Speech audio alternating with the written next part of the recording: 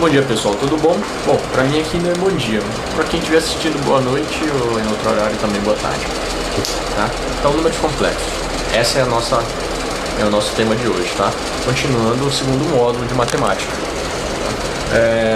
Na aula anterior, eu passei um pouco sobre umas informações sobre propriedades de números complexos, módulo conjugado e tudo mais. Então, o que acontece? Existe uma outra parte dos números complexos que é muito importante, que é chamada equação de Moivre, tá? Ela nos dá informações muito importantes sobre potência de números complexos, tá? E raiz de números complexos, tá? Então, eu vou primeiro escolher aqui uma caneta, porque aquela caneta vermelha já foi pro saco. Então vamos começar aqui com a fórmula de Moivre. Então a escolhida vai ser essa aqui. Não me decepcione, caneta. Opa, fórmula de Moivre, tá? Então, se a gente tem um número complexo, como eu falei na forma trigonométrica, a gente pode escrever ele assim, ó, seno de θ. Aqui a gente chama de argumento e aqui a gente chama de módulo, tá? Então, a fórmula do Moivre diz que se você levar esse número complexo a uma potência n, então fica o que? N cosseno de n θ mais i seno de θ, ok? Então, o que mais você tem aqui?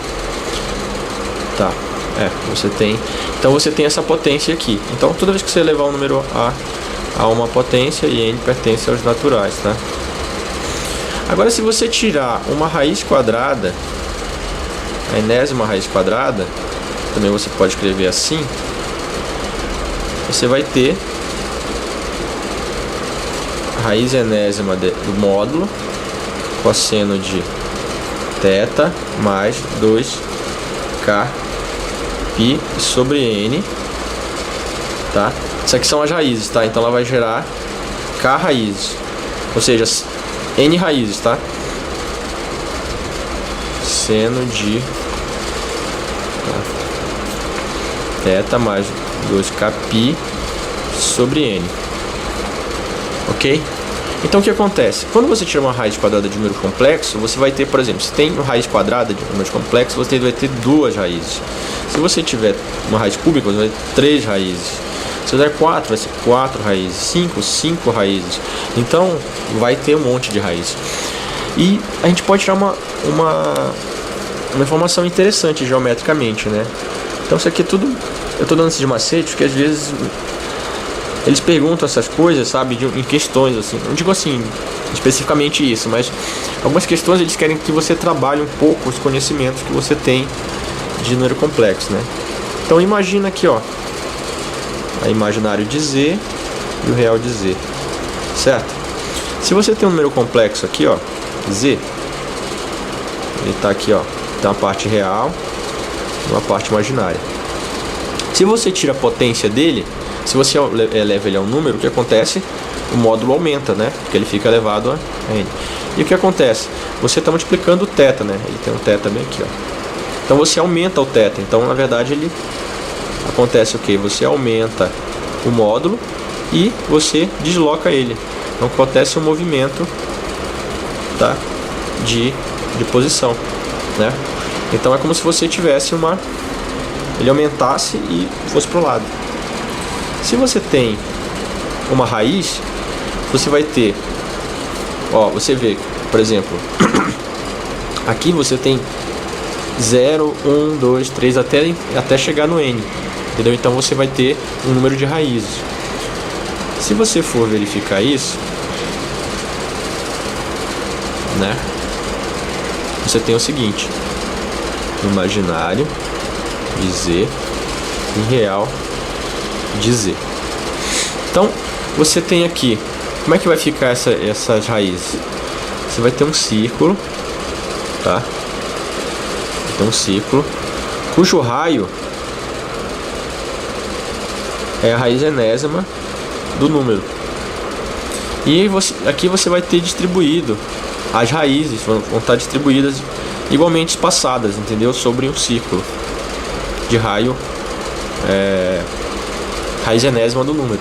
E esse espaçamento é dado pelos ângulos, tá? O ângulo que você tem. Então, por exemplo, veja o seguinte: se você tem um número complexo z, tá? E você tira a raiz quadrada dele, tá? Como é que vão ficar as raízes? Você vai ter duas raízes, tá? Raiz quadrada de z vai dar z1, z2, tá? Então fica o quê?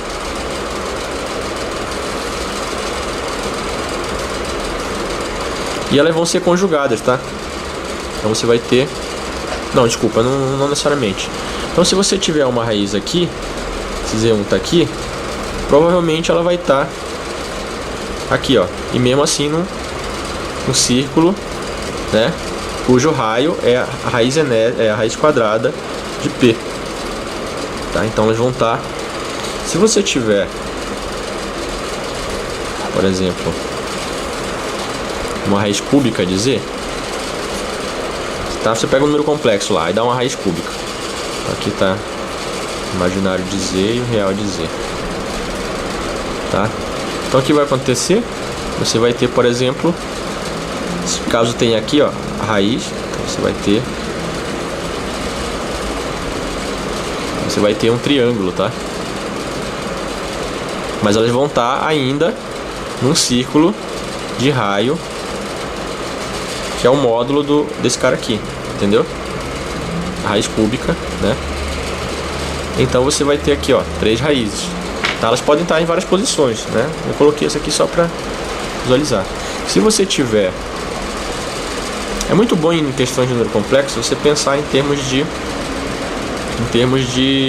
geometria, tá? Se você tiver a raiz quarta, você vai ter também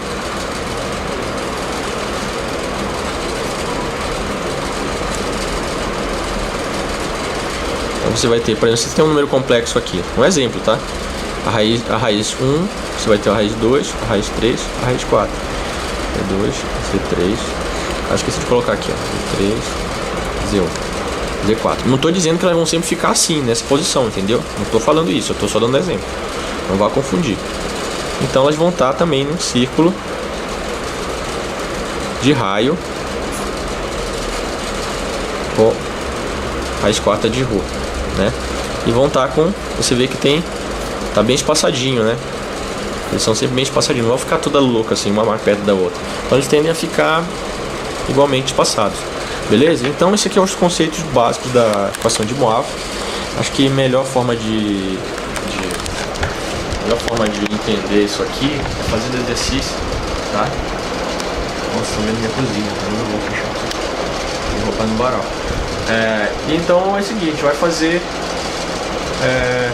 uma vassoura. A gente vai fazer exercícios de equação de Moivre e vai ser a maior forma de entender esse tipo de matéria. Beleza? Então, vamos lá, até os exercícios. Um abraço, tchau.